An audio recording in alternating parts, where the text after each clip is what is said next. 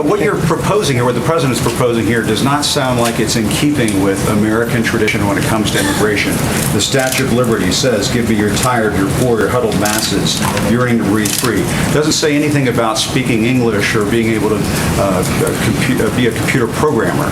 Aren't you trying to change what it means to be an immigrant coming into this country? If you're telling them you have to speak English, can't people learn how to speak English when they get here?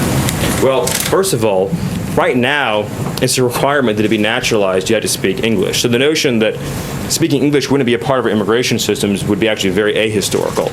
Secondly, I don't want to get off into a whole thing about history here, but the Statue of Liberty is a symbol of liberty enlightening the world. It's a symbol of American liberty lighting the world. The poem that you're referring to that was added later is not actually part of the original Statue of Liberty, but more fundamentally, the history, but more fundamentally, the history does not represent. I'm saying that the notion. I'm saying the notion that I'm saying the notion. Stephen, I'm sorry. No, Jim, let me ask you a question. That sounds like some National Park revisionism. No, what I'm asking you is. The Statue of Liberty has always been let me ask you a question. Of hope to the world. Jim, for people to send. Do you believe people to this country? Jim, and they're not always going to speak English, Stephen. Jim, they're not do you always believe going to be highly skilled. They're not always going to be. Jim, I appreciate your speech. Jim, I appreciate your speech. So let's talk about this. It was a modest. Jim, let's talk about this.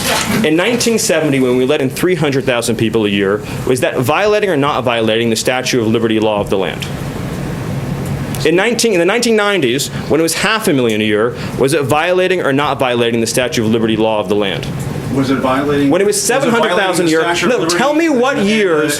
Tell me what years. Tell me what years meet. Tell me what years meet Jim Acosta's definition of the Statue of Liberty poem "Law of the Land." So you're saying 1 million a year is the Statue of Liberty number. 900,000 violates it, 800,000 violates it. You're sort of bringing a press one for English philosophy here to immigration, and that's never been what the United States has been about, Steve. But your statement's also shockingly ahistorical in another respect, too, which is if you look at the history of immigration, it's actually ebbed and flowed. We've had periods of very large waves, followed by periods of less immigration and more immigration, and during we've had a period of immigration right now. The president wants to build a wall. You want to bring about a sweeping change to surely, Jim, you don't actually think that a wall affects green card policy. You couldn't possibly believe that, do you?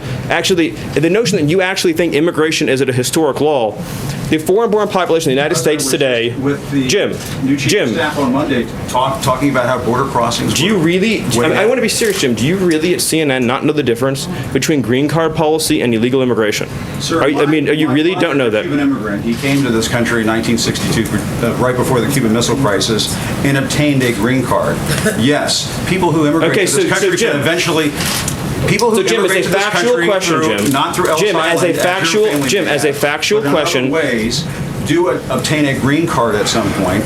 They do it through a lot of hard work, and yes, they may learn English as a second language later on in life. But this whole notion of they could learn, they have to learn English before they get to the United States. Are we just going to bring in people from Great Britain and Australia?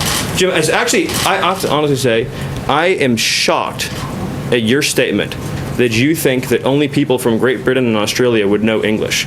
It reveals your cosmopolitan bias to a shocking degree that in your mind, this is an amazing moment. This is an amazing moment that you think only people from Great Britain or Australia would speak English is so insulting to millions of hardworking immigrants who do speak English from all over the world. Jim, have you honestly never met an immigrant from another country who speaks English outside of Great Britain and Australia? Is that your personal experience? Of course there are people who come But that's not what you said. And it shows your cosmopolitan bias. And I just want to say... It sounds like you're trying to engineer the racial and ethnic flow of people into this country. Jim, that is one of the most outrageous, insulting, ignorant, and foolish things you've ever said. And for you, that's still a really... The notion that you think that this is a racist bill is so wrong and so insulting.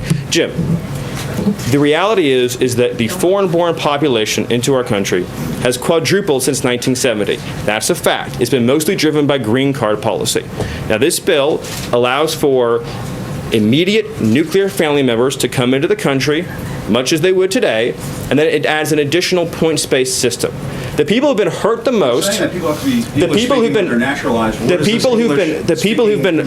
people who've been hurt the most by the policy you're advocating are What policy am I advocating? apparently just unfettered, uncontrolled migration. The people who've been hurt the most by the policy. What you're doing is for The people who've been hurt the most by the policy that you're. The people who've been hurt the most by the policy you're advocating are immigrant workers and minority workers and African American workers and Hispanic Are you workers. targeting And the it has African no. American community now? You brought it up again. You said you wanted to have a conversation and not target. Is it going to be a target? This is now? what we wanna You do. keep using the African American community. Are you going to target? I'm not trying to be funny. but Right, you and keep I know what you're this. saying. What you're saying is 100% correct. Thank you. We want to help unemployed African Americans in this country and unemployed workers of all backgrounds get jobs. And insinuations like Jim made, trying to ascribe nefarious motives to a compassion immigration measure designed to help newcomers and current arrivals alike, is wrong. And this is a positive, optimistic proposal that says 10 years, 20 years, 30 years from now, You called me ignorant. 10 years, 20 years, 30 years from now, we want to have an immigration system that takes care of the people who are coming here and the people who are already living here by having standards, by having a real clear requirement that you be able to support yourself financially, by making sure that employers can pay a living wage. That's the right policy for our country, and it's the president's commitment to taking care of American workers. I apologize, Jim, if things got heated, but you did make some pretty rough insinuations.